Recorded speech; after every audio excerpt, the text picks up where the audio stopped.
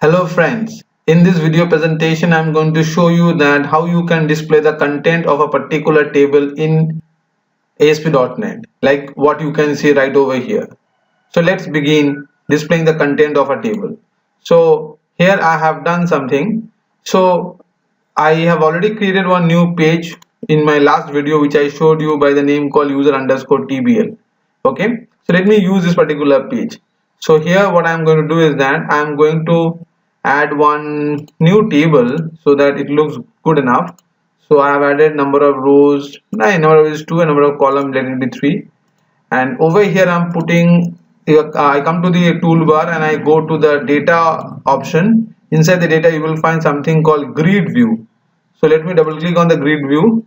The grid view gets added. Let me align the thing in a proper manner so that it comes at the center of the page. Here it is. Let me give a name to this grid view. So I'm giving the name as DGV, data grid view. Okay. So over here you can see, if I right click on this, if I go to the view in browser, I can see nothing basically because there is no data that is getting populated. So let me add the how many columns are over here. So I have got 2 columns, so that means I have to add those respective columns. So what I will do is that I will, at the right hand side you will find a small arrow is there. If you click this one, here you have got the option called edit column. So click this edit column so that I can give a proper name to the column. I have a column called ID, email and PWD. Suppose I want to display the email and password. Okay, just for the time being I'm considering. So I will choose the option called template field because later on I can edit these options. So that's the reason I will be going for template field. I have to give a name to this. Suppose I'm giving the name as email. So after I have added the first column, I will click again the template field for the next column. Suppose I'm going for the password PWD. Now over here there is an auto generated attribute. If I don't uncheck this one, let's see what happened first. If I click this one, see extra columns are over here. So obviously I don't need this column. So I will go to edit column once again and I will uncheck this one so that exactly the column which I have made that will be shown over here. Okay. Now the thing goes is I have to add the data that is right inside this particular attribute. So the data will be populated in these rows. So how the data will be shown over here, and for that reason what I will do is that I have to insert labels. Within the label the data will be shown. So keeping this arrow button intact, I come to the option called edit template. So if I click the edit template, here you will find a lot of options are popping up. See, right now I'm in the column 0, so I'm talking about the first column, and I will select the item template. I will put my cursor over here and I will go and insert a label over here.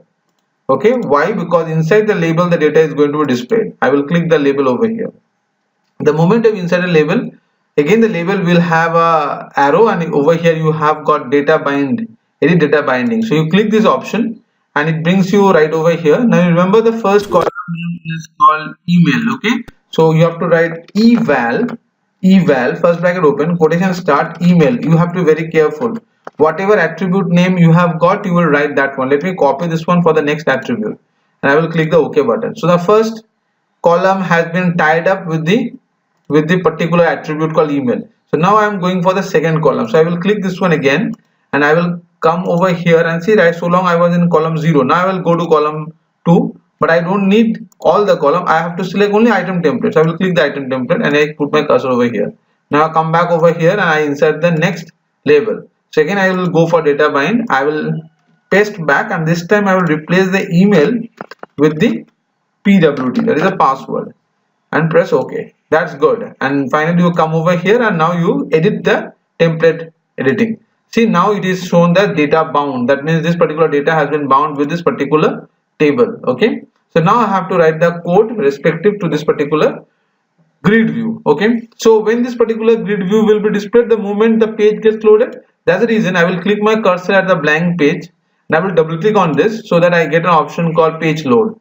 Or what you can do is that you come to the property, come to the solution explorer, click over here, you have the CS file, double click on this, you will get the option called page load. Right inside the page load, that means that when the page will be loaded, automatically the user will be able to see that. Okay, so there is an option called ease post back. So I will copy a few code from my previous page. See over here there is an option called ease post back. That means did the user did anything like clicking the button? No, over here I don't have any button. When the moment the page gets loaded, automatically the table will be displayed. So I will say if not is post back. Okay, I'm copying this particular code from here. That means the user didn't click anything, automatically when the page got loaded, the table will be showing its content. I have given a call to a function called user show underscore user. The function body is right over here. I'm copying this one. I will explain it, don't worry. So I'm copying this one, I'm pasting it right over here. Okay, so this is the function which I have written. So what is the relevant of this particular function? Okay, I didn't add the connectivity string, so I have to add the connectivity string again. So I will be copying, just a minute, I will be copying the namespace first. So these are the two namespaces which I have to copy, and I'm pasting it over here. So one more time, be very careful to add this namespace, and now you have to add the connection string. So let me copy this entire connection string which we have done in the very first video. So I'm copying by the same thing, and I'm done over here. Okay, now my code is absolutely fine. So what I've written over here, please follow the thing minutely. I've activated the database connectivity, and then I have given a call to SQL command, because SQL command is used to display data from the table. So this was the table name, and this is my connection string con, which I have been initialized at the top. So con knows where to go, and SQL command knows what to do after going over there. Remember these two lines. Con knows where to go, that means con knows where is the database, and SQL command will tell me what will you do after you have gone over there.